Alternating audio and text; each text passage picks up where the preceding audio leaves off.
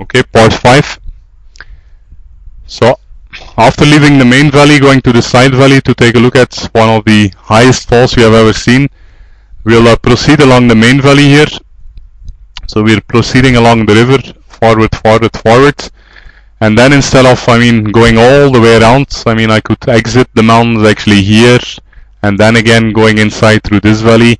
That's going to take a long time actually, especially again walking in the open sun. So instead of that, I'm going to be a little bit naughty here and take the group. This we have done before on our 10-day trek. So this is actually a reasonable slope. It's not too bad. You can see basically that you're going from around, this is 500, this is 400. So you're probably around at 320 meters here. And we're getting up. I'm not going to go to this highest point. I'm going to go to this whitish point, which will be a bit of a plateau.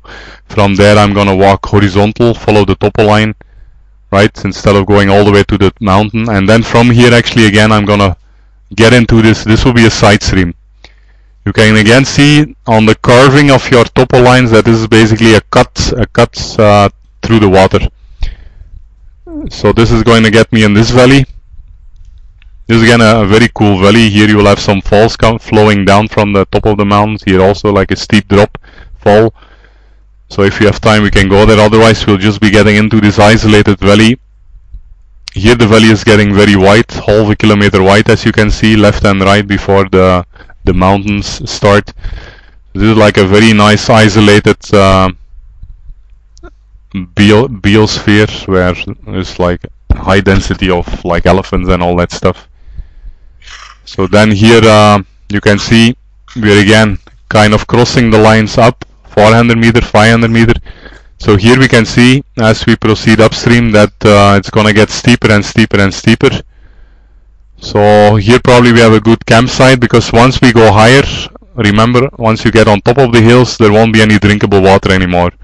So the water typically only starts flowing not from the highest points, but after there is sufficient collection. You can see, right, the water will flow down here, water will come from here, water will come from there.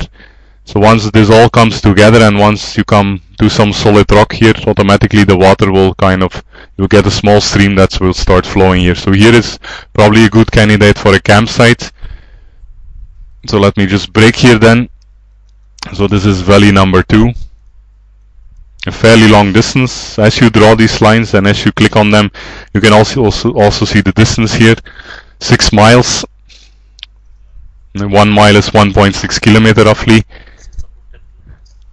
So that is close to 10 kilometers. Yeah. So that's already fairly long distance, right? And plus we have to add another 4 kilometers here, so that's easily 15 kilometers. Again, this is a straight line. Once you actually walk zigzag a little bit, this will easily go up by 20-30%. Okay, so then here we want to get into this other valley. We want to get into this valley. So let's take a look. The easiest way up. One more interesting thing is that this will be a good practical exercise. Here somewhere there is a forest rest house. So I think I might actually take the group here somewhere. I remember this place, so I'll identify the exact location by using that detail from the Russian army maps, basically. So to kind of fine-tune where exactly this old forest rest house is. There are also a couple of jeep trails coming together here. So that basically means actually that we'll be able to actually keep following the stream. So you can see the bending of the line still here. So this is still how the water flows. So I'm gonna avoid these mountains. The mountains is again can get the group exhausted like anything. So I'm just gonna walk around these mountains. Let's take a few group snaps along the rest house here, and then basically I'm gonna get into this stream here. Here again you can see on the shape of the lines, and it's like a V shape. So the V basically points upstream, V shape, that we're getting into the next stream. So cutting inside, so basically following this stream again. Zoom, zoom, zoom. Here we'll follow a little zigzag. So here we're in the third valley then. and then very soon you can see the hills becoming a bit smaller, 600, 400 meters. So very soon we'll be reaching kind of outside the hills. So I'm just walking in between the hills, following the valley, and later on we can fine tune. So here somewhere I think this stream is gonna exit. Here it could be going left or right, no clue. I think it might be going this way, so I just follow. So this will be valley number 3. So again, at this moment it's like a very rough draft. We'll have to fine tune this a lot more. But at this moment kind of we get kind of a first level draft of the trail. Time is still okay. Yeah.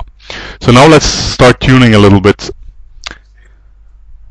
We still have some time, so yeah, indeed, good. I guess you're an experienced computer user before it crashes. Let's save once in a while. Okay, so now let's start tuning a little.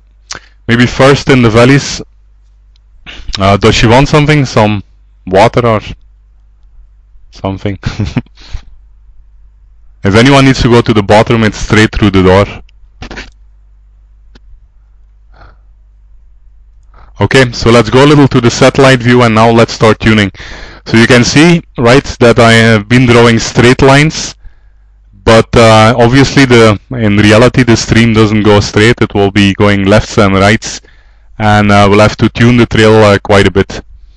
So in this view, where 500 meters was my maximum zoom level in case of topography, in case of the topo lines, the terrain view, in case of this satellite view I can typically go much deeper.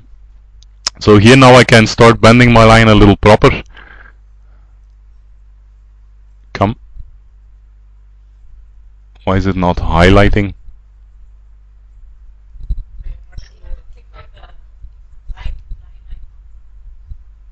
Oh, it's okay. It's an existing one, so I should normally be able.